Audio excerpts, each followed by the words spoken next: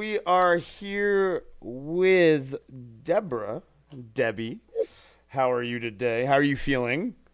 Um, Today I'm feeling good. Good. All right. Good. And you were just recently diagnosed, correct?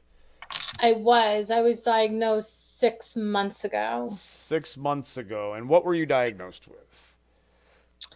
Originally, I was diagnosed with FMF. I had one marker at the time, and I'd been suffering for like 35 years. So just to find out really what the cause was just mind blowing to me. Oh, it must have been a relief, though. I mean, I was diagnosed when I was 3 years old, so like I've known my whole life, and I can never imagine what someone like yourself has probably gone through your whole life. I have multiple things going on. Well, they think I have multiple things going Isn't that They say always? I have Crohn's, but Oh, now they're thinking that I don't. They're thinking that all of this craziness is from the FMF. mm-hmm. So I finally got a doctor. He pulled some um, more blood work to do, find out what's going on, and it ends up that I have two FMF markers. Oh, wow. Yeah, plus I have an NLRP12. Oh my. Yeah. So, do I have Crohn's? Do I not? Who knows? But Yeah, I and will that's find that's out. that's something that we all have dealt with. Even though I've been diagnosed for a long, long time, I've been still told, "Oh no, no, you have Crohn's, you have fibromyalgia is all you Yeah. have." Well, when I have had genetic testing and doctors still don't think it's a real disease a lot of times. And when did you start getting symptoms? So when I was 16, I had a really severe attack, and Oh. it was gastrointestinal. I can't remember at the time if I had fevers or anything like that, but I remember it was a very bad time, and I couldn't keep anything down. And also the other way, so Yep. I had it from both ends. And my mom had taken me to so many doctors. Now, this is in the 80s, Mm-hmm. and they couldn't find anything. Finally, they took me to a gastro doctor, and they diagnosed me with some ridiculous thing. Yeah. They said I had GERD, and that's what was causing it. And so they put me on Ozempic. No, I'm sorry, not Ozempic. They put me on omeprazole. Okay. Yep. Um, my symptoms did actually start to dissipate, but we know, right, from years and years of having this, that you have times when you're okay and times that you're not. So it could just have been at that time when they gave me the omeprazole to take that I was coming out of a flare. That was my biggest, most scary flare that I've ever had. And then after that, it has been for a while it went away. I didn't have any symptoms. And when I was in my late 20s, I started to get symptoms again, but this time I was getting fevers, and I was getting dizziness and stomach issues, and it was like a whole slew of things. Again, I went from doctor to doctor to doctor, and doctors told me, you need to relax, you need to go out, you need to, and then I would say to them, because they started pulling my markers, my inflammatory markers, and I kept saying to them, something's not right. Why are my markers high? It's not because they were saying I was depressed. This went on for a very long time. Wow. They just said you were depressed. That's so unfair to people like us It really because is. we are depressed. We have anxiety on top of the FMF. It puts us in that Okay. dark place sometimes because of how it makes your body feel.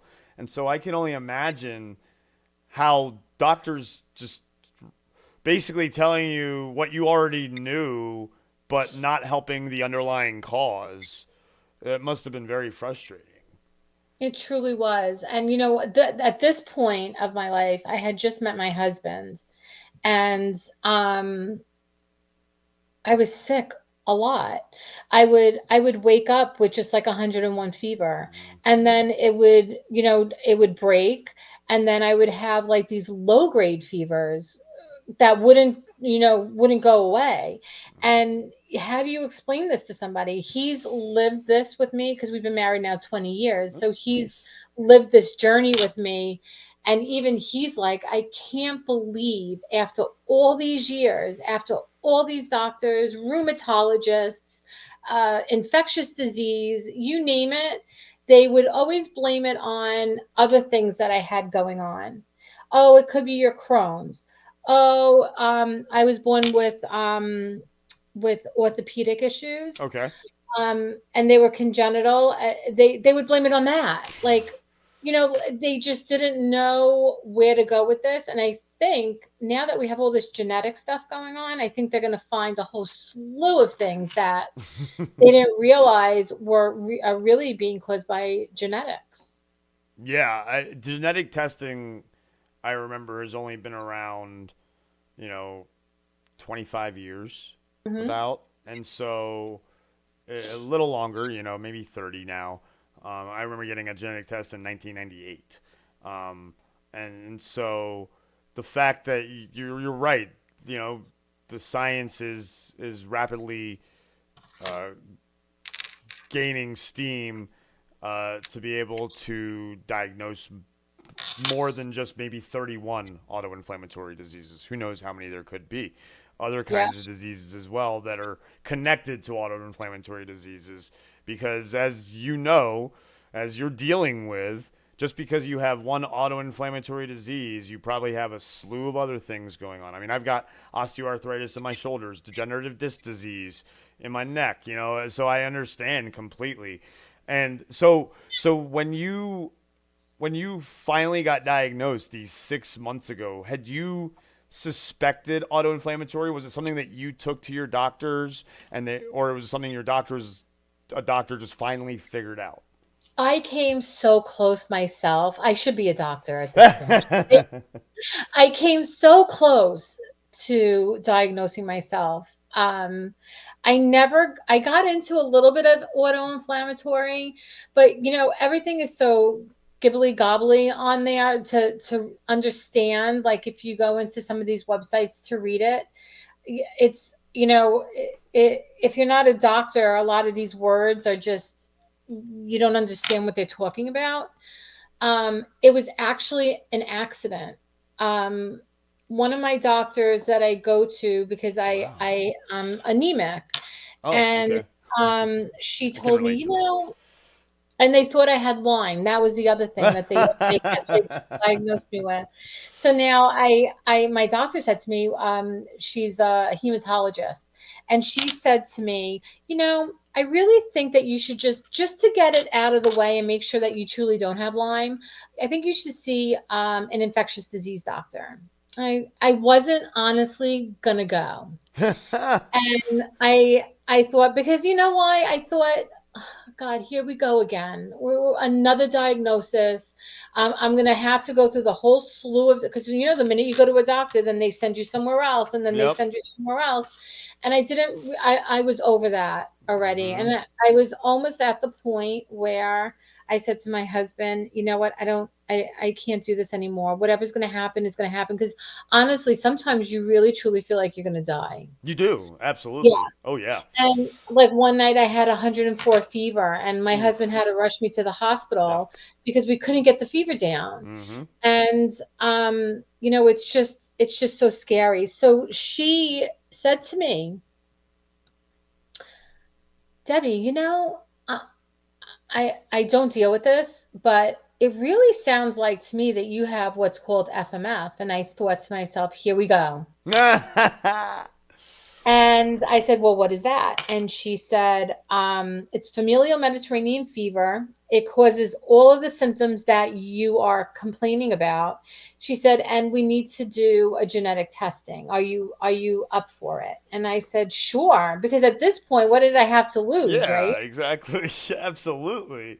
So about 4 or 5 weeks later, the blood work came back. I didn't even wait for the doctor. I kept checking the blood work. Um, and when it popped up, I saw that it was positive. And even then, when you go to doctors at that point, I went to my rheumatologist who's definitely not well versed Yeah, in no. math. And he said, well, you have one marker. I don't really think that that's what's going on here. But I said to him, I'm like, but every single symptom I have is this. So they said, okay, you know what? We're going to put you on the colchicine. Let's see what happens. And within week, 1 week, my CRP was almost normal. Wow. My SED rate was normal. Nice. And I started to feel better. Amazing. Amazing. Amazing. Yeah. Amazing. One Just little purple pill. one little One purple little pill, pill.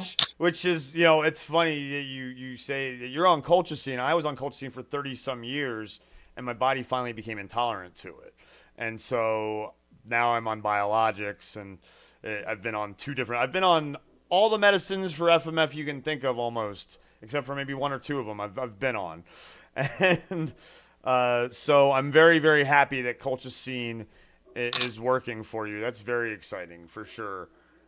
You again, it sounds like you were within 1 week. I mean, that's amazing. You must have it flips your life 180, I'm Oh, sure, because you're like, I can go do things. I want to go yeah. do things. I feel motivated to go do things.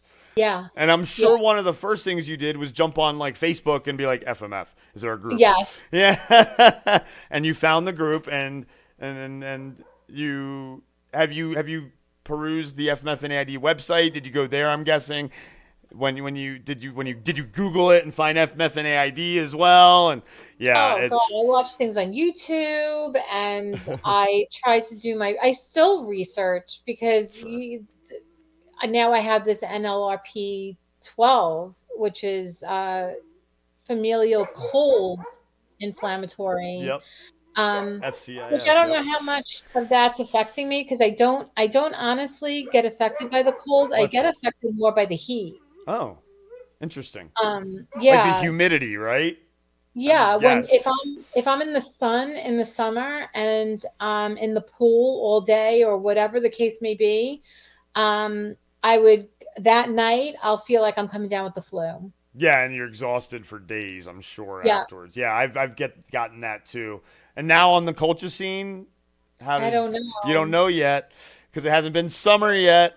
Yeah, So you're I got excited it for at the your first tail summer, end. I'm sure, on culture scene. One thing do not do is don't drink grapefruit juice. No, It's the only I thing don't you're like not allowed to do it. on culture scene. Don't do it. But so no, it sounds like that you are the kind of story that we want to get out there, where you were dealing with this for, decades, you know, 30, 40 years, 40 years you were dealing with this. You said first flare in the 80s. So guys, it's 40 years ago, believe it or Hmm. not. And so now there's supposed to be this weight lifted off your shoulder, and now finding this group and FMFNAID and being able to talk to all these other people who have and deal with what you deal with, it's got to be, again, relief lifted. Um, I I have to ask because it's a very big thing for me. How has it affected your mental health? Have you lost, like, your anxiety has gone down and things like that a little bit now that you have the diagnosis and have Yeah, people you because can now connect you with? know. Yeah, you kind of know what you're dealing with. I still have flares. Sure, Um, you're going to. Definitely not as strong. You're going to, unfortunately. Yeah, I think my next step, because of the gastro issues that I've been having, I think that they're gonna try Alaris. Oh, good, good. Yeah, and I think that between that and the culture scene, I may have. I would say at this point I'm probably about 85% better than what I was. And for Right? someone with FMF, that's huge, Yeah, that whole, I don't know if huge. you guys would get it, but I got like this fogginess, Oh yeah, your brain fog, tiredness. absolutely. Brain Oh fog is God. something. It's because of brain inflammation. That's what it Yeah, is. It's because of brain. You get brain fog. Yeah, we all get it. Yep, I would we wake up all with get it. yeah, I would wake up with a pain in my shoulder, and Yes, then the next day I would have it in my leg, and your or abdomen, and move yeah, around. It was exactly.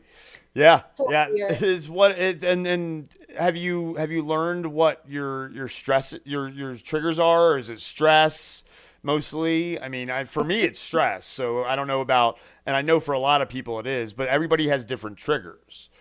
I think one of my triggers, honestly, is, and I've noticed this from a while back, whenever I eat gluten, Some people it does that, and again, diet has never been proven as something that right? affects FMF, but the thing about this disease is that just like everybody may have the same disease, but we all deal with symptoms differently. Yeah. And that's the thing. So it's really good. One thing that we encourage patients to do as support people, as people, someone who's been dealing with it a long time, learn your triggers, figure out what's going to cause. For me, it's stress.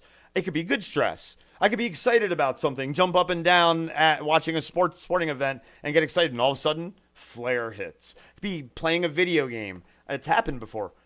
Flare just hits randomly because the adrenaline and the everything just affects your body. So, um, what and colchicine, it does have gastro side effects, unfortunately. So, and Alaris, I think biologics are the future for us.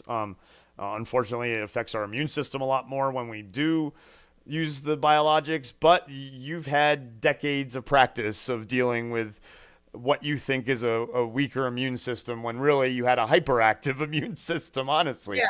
Yeah.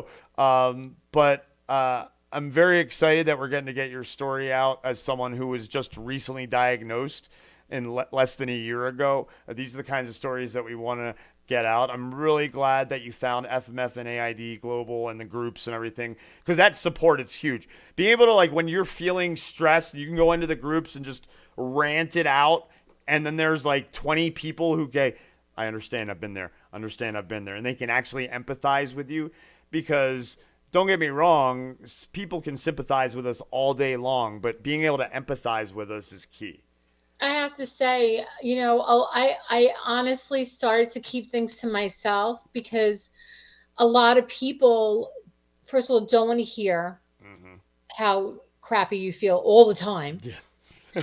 They don't want to hear, oh, she canceled again. You Mm-hmm. know, how many times I've canceled, Yep. and I am so outgoing, and I love to be with people, but we were supposed to have a party once, and I woke up with a fever. It And happens. I didn't know what it was. I thought I was coming down with something. That was always what I thought. Sure. Oh, I'm getting sick. I had two Mm-hmm. little kids at home, Oh. and you don't know. Yeah. So, I started to keep to myself that I wasn't feeling well, which is really probably not good for my mental health, right? Mm-hmm. Because Of course, now it's you're not. No, doing, isolation. Yeah.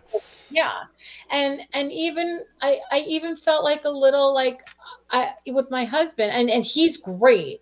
Yeah, I can tell him everything, but in your brain you think, oh my God, I'm always complaining. I'm Mm-hmm. always, something's always going on, and you look fine, Yep. right? You Yep. you look fine, and people will say, "Oh, you look good," but that's not how I feel, So for me, I always like to get dressed. I like to, get myself together and feel good, Sure. but what's out here is not what's going on in No. there. That's why they call them invisible illnesses. Yeah. Yeah. Yeah. and that's with the Crohn's too. But and Mm. that's the other thing. So I need to get taken off of the Entyvio. I've been on these biologics for Crohn's for probably about Oh my gosh. 15 years. Yeah. And now that they're saying that that may not even be what's going on, I'm like, well, take me off of these medications and put me Yes. on the Alaris and let's see what's going to happen. Yep. So, there's a process. Sure. They want you to see a specialist, but the other thing is there's not very many gastro specialists that specialize in FMF. No, and So, that's you're supposed to go to a rheumatologist for it. right. I mean, But there's so many gastro issues, there right? With are. it, Yes. Yes. that you would think that there would be doctors that would specialize in, FMF and the whole gastro issue, but it's very, very far and few between. You can't really find them, and I'm in New York, so I Yeah, can which you go would into the think. city. Yeah, but and yeah, it's interesting, like you said, that we deal with all these different kinds of symptoms. I mean, folks like us should have teams of doctors, not just Oh yeah, one doctor, because there's so many different symptoms and there's so many different triggers for those symptoms that yeah, you need those different kinds of specialists. But it sounds like that you're finally diagnosed, you're starting to finally get on that path to get get it all sorted, and it doesn't matter what point of life you're in, get on with that normal life that you've wanted to live for a long time. yeah. I feel like I've been robbed of Hmm. my Hmm. life. Yeah. Oh Like yeah. I feel like this could have been prevented. If just doctors knew about it, I could have had a normal life for so many years. And you know, when you tell your kids, "Mommy's not feeling well," it, you know, it, after a while, they're like, "Oh, you're not feeling well again." It's Yeah. very, Aw. it's really a hard place to be, and Yeah. finally now I feel like, okay, well, I can get back to doing what I don't even know what that's like. Like I've Yeah. been I've been suffering with this for so long. It's like Yep. you don't know, you forget Mm-hmm. what your life was like before. But now I'm like, oh my gosh, my head is clear and I don't have that much joint pain anymore, and I can function. I can truly function. Yeah. It's amazing what like you said, what a little pill can do. Now you mentioned your kids. Have you worried that they might have FMF as well? And have you thought about getting genetic testing done for them? Right now I've been watching, um, sure. Um, so far so good. Um I don't see anything that's, kind of coming at me. So, but yeah, that's like kind of one of my fears. But the weird thing is that nobody in my family, and we don't know where it's stemming from. I have a feeling it's my mom. She's Israeli. Oh yeah, then Mediterranean. There you go. Yeah. Yep. So I have a feeling that's where it came from, but nobody on my mom's side seems to have this issue. It's Huh. just me. Interesting. Hmm. Hmm. That is very, very, yeah, and that just shows you what a complicated disease it is. Yeah. Right there. No family history. And I'm adopted, so like I don't know my family history. And you aren't adopted and there's no family history of it. There's So no family it history. just it shows you what a weird disease it can be and why we need to get awareness out there, raise money, and to help the folks that can't help themselves. It seems like you're able to help yourself. It's just finding the right people to help you. And so getting your story out there to show people that just keep persevering, keep pushing. You'll eventually get those answers that you need. It doesn't make sure you have people around you that support you. Come join the groups, even if you don't know you have FMF. There is auto-inflammatory groups as well that FMF and AID run. So if you think you have auto-inflammatory, come join that group. And there are people out there who can support you and be there for you. And then there's people like Debbie here who want to get their story out there so that others don't have to suffer. So thank you again for sharing your story. I really appreciate it. You're welcome. And I really hope that you stay healthy and that you get off that Crohn's medicine and that you get on the Alaris and that everything, like you said, and that you start figuring out how to live that normal life. Because like you said, you don't know how to really. And so now you're really excited that you can. Yeah. So truly am. Thank you. Thank you for having me. Of course. Thank you, Debbie. And you have a good rest of your day and a great weekend. You guys too. Thank you. Take care. Bye. Bye. So, folks, that was Debbie. Thank you all for checking out that interview with Debbie here during the Rare Disease Day Streamathon. Today is February 28th, which is Rare Disease Day. And that was a great story. Someone who just was diagnosed less than a year ago, just 6 months ago, and we the previous interview that we had, which you can go check out, that video in the top corner there, you'll see the little eye there, click that, and go check out Alexi and Ludmila's story as well. But here in the United States, as you can see, things are just as complicated for Debbie, going to see a million doctors, getting misdiagnosed. So make sure you share the fundraising link for FMF and AID Global Association through Streamlabs Charity. Make sure that you do donate if you can. So thank you all. And now we're going to get back to our regularly scheduled program here on Red Shirts Remastered for the Rare Disease Day Streamathon 2025.